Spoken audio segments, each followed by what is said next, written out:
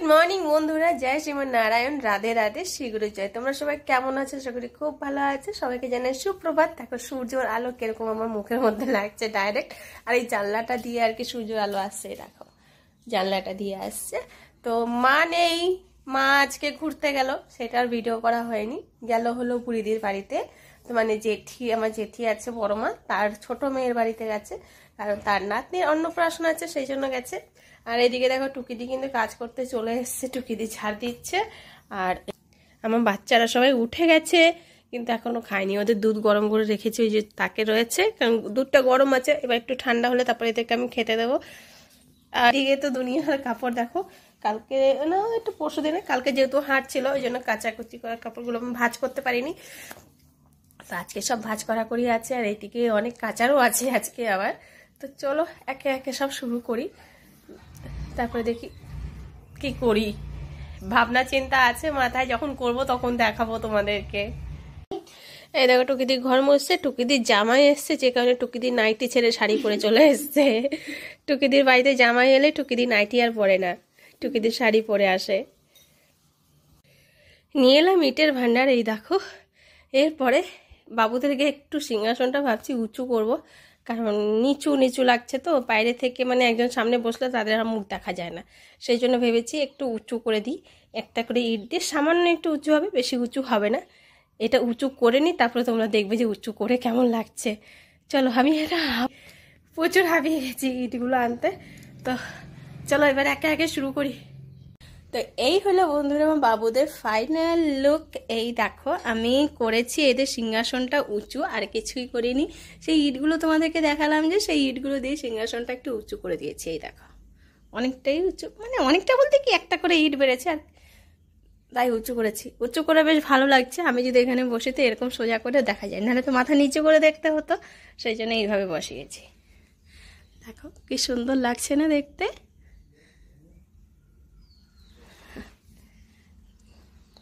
রাধে রাধে বাচ্চা পাটি, রাধে রাধে। সবার মুখের হাসি দেখেই মন ভরে যায়, বলো? এমন সব হাসছে দেখো। লাড্ডু, গিরি সোনা, এই আমাদের কানাই বাবা। আর এইদিকে দেখো আমার রাধিকা কেশুকে। আমি একটা শুয়ে পড়ছি বন্ধুরা, কারণটা হচ্ছে কাজ করে ক্লান্ত হয়ে গেছি।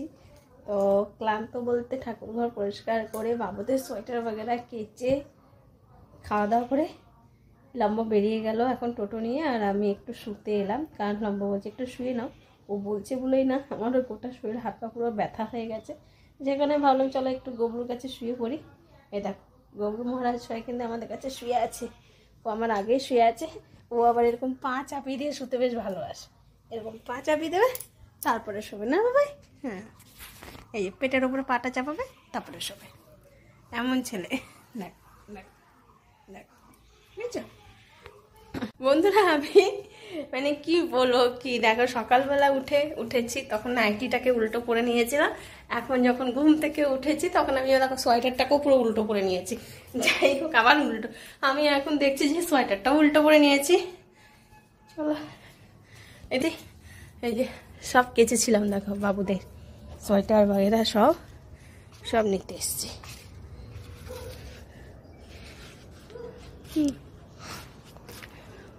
কিছু নিয়ে গেছি আর কিছু রয়েছে, এগুলো সব নিয়ে নিই।